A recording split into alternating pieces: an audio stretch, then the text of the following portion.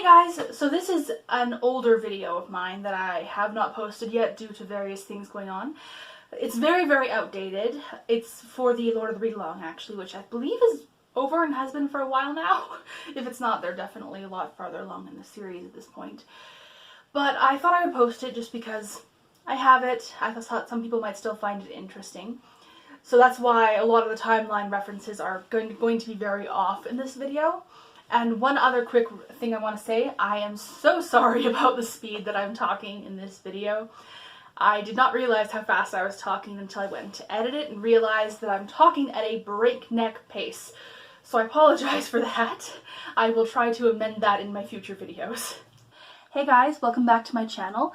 So I have been participating in the Lord of the Readalong for the last couple of months. It's hosted by Krista from Books and Gems and Sarah from Sarah's Nightstand. Link to both their announcement videos down below.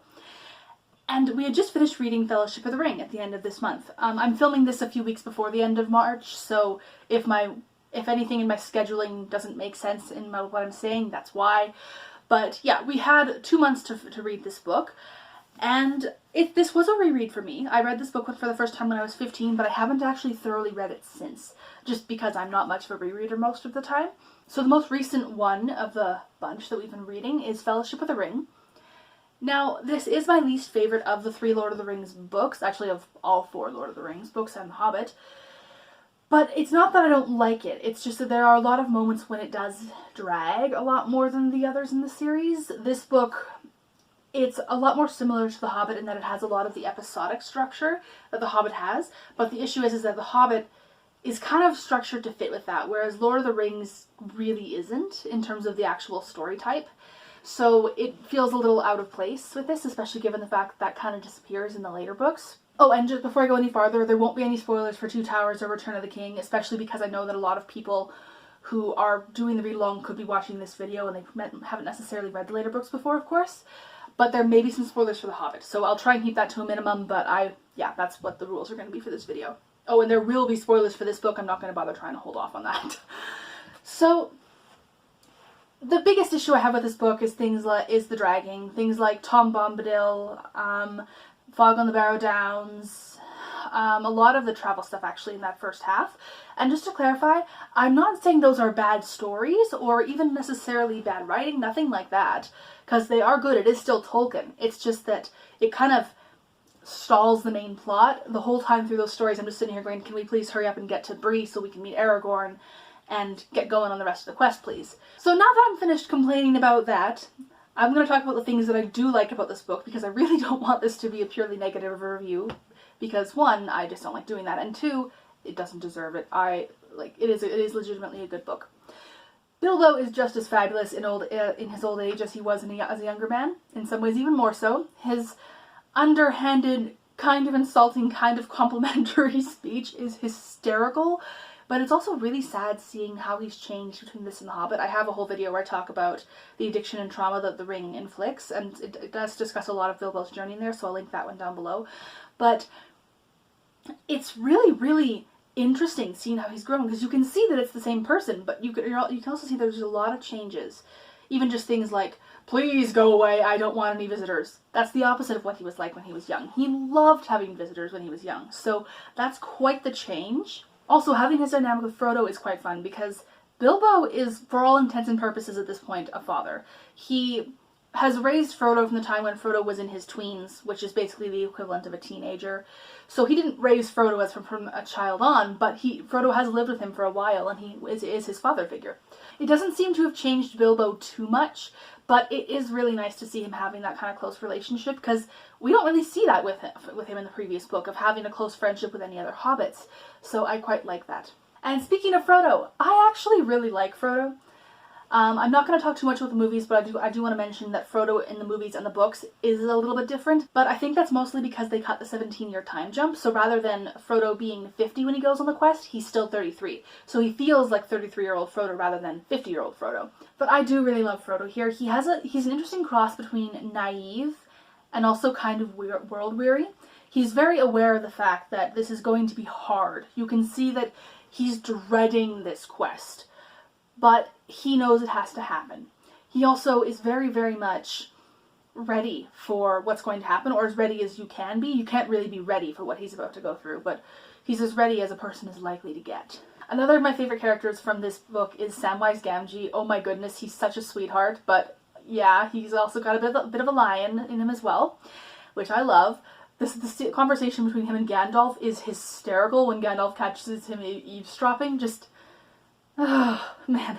Gandalf, you are clearly enjoying scaring the crap out of this poor hobbit too much, but at the same time, it is pretty funny watching their interaction, especially since Frodo is standing off to the side, and Frodo is decently good friends with Sam at this point. They're not really close, but they are friends. And he's just kind of trying not to laugh, so that scene is it's a lot of fun.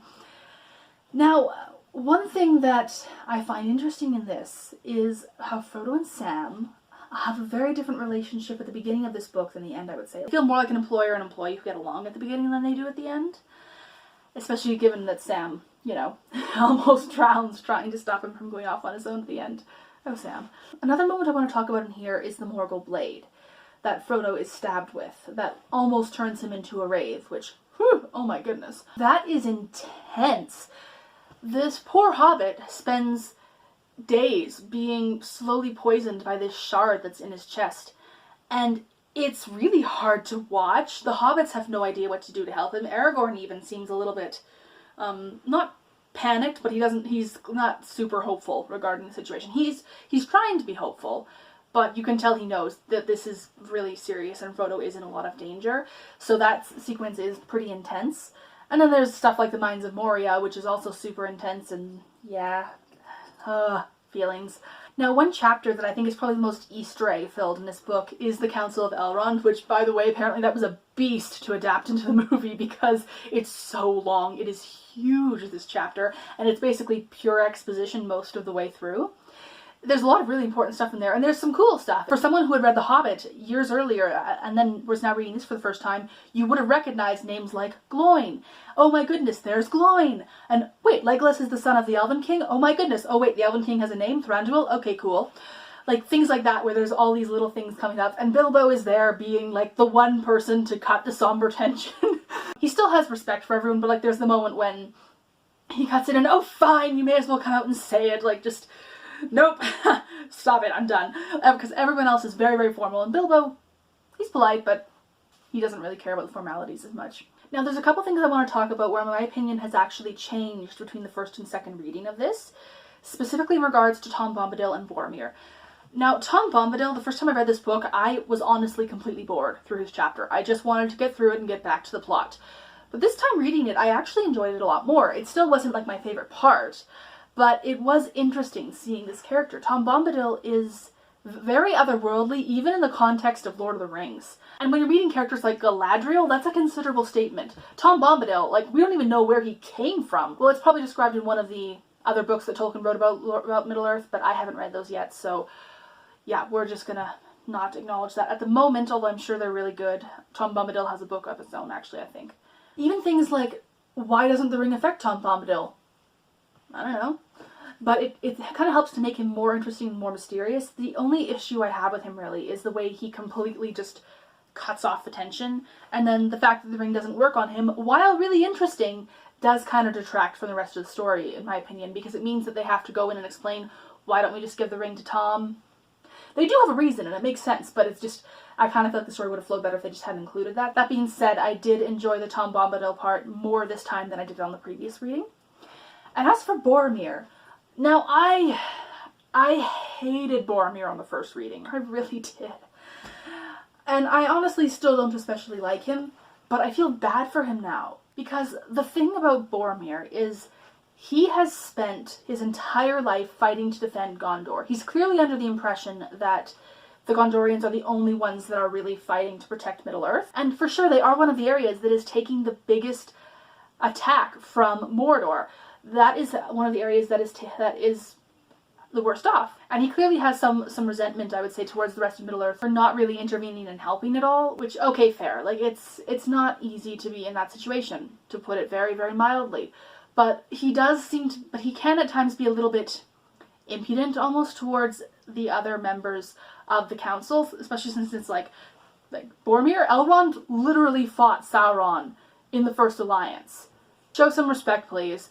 But again, it's like, I can understand where he's coming from, because from his perspective, he's been fighting his whole life, and they've been sitting at home. So, okay, it's understandable. Also, he does come from this very, very long history and all this crazy stuff going on. So, yeah, okay, fair. But the thing that really makes me feel bad for him is the way the ring takes him down, because Boromir, he does want the ring, but he wants it to protect his people, ultimately.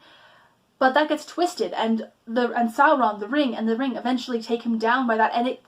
Okay, I can't say that, because that is, I believe, in the next book. But it does really, really hurt him, and he ends up feeling horribly guilty at the end of this book, because he had to deal with this ring taking him apart, and he ended up attacking the very person he had sworn to protect. So yeah, I still don't like Boromir, but I can at least understand him and feel pity for his situation, because that is not an easy situation to be in. Anyway, I'm going to stop here, because realistically I could keep going on these, but I should probably just do specialty videos at some point about different things in the series. So thank you for watching. If you're reading Fellowship of the Ring, or if you have read it, what are your thoughts on it? How do you like it compared to the other books in the series? Have a wonderful day, and I'll see you later. Bye-bye.